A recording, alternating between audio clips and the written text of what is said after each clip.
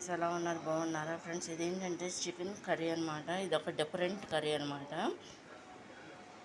కేజీన్నర chicken అనమాట friends. ఇది ఏంటంటే దీంట్లో మనం క్లీన్ చేసేసుకొని ఆనియన్స్, కరివేపాకు వేసేసుకుని, అల్లం వెల్లుల్లిపాయ పేస్ట్, సరిపడా ఆయిల్ వేసేసుకుని దీన్ని ఫ్రై చేసేసుకోవాలన్నమాట. ఫ్రై చేసేసుకున్నాక దాంట్లో ఏంటంటే పసుపు 2 స్పూన్లు వేసుకోవాలన్నమాట ఫ్రెండ్స్. ఇది కుక్ అవుతుండగా దీంట్లో వాటర్ అంతా కూడా పైకి వచ్చి ఇంకిపోయిన తర్వాత దీంట్లో ఏంటంటే ఫ్రెండ్స్ మనం సాల్ట్ వేసుకోవాలన్నమాట.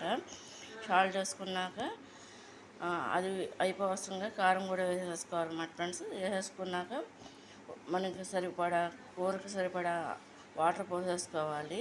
పోసుకున్నాక ఫ్రెండ్స్ అది 2 లోటాలు పోసానమాట. నేను కేజీన్నర కాబట్టి 2.5 పైనే లోటాలు వాటర్ పోసానమాట. అదంతా కూడా ఎగిరిపోయిన తర్వాత ఫ్రెండ్స్ దాంట్లో ఏంటంటే గరం మసాలా అంటే పొడి మసాలా వేసాను అన్నమాట ఫ్రెండ్స్. ఎండు కొబ్బరి, ధనియాలు, ఇలాచి, చెక్క, లవంగాయ అన్నీ కలిపి వేస్తాను అనమాట.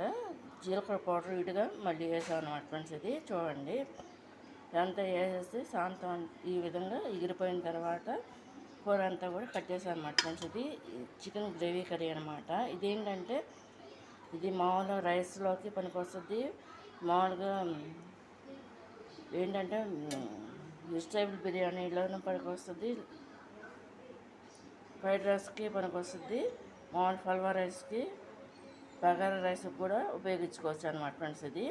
ఇది అనేక విధాలుగా గారెల్లో కూడా దీన్ని పెట్టుకు తినొచ్చు అనమాట ఫ్రెండ్స్.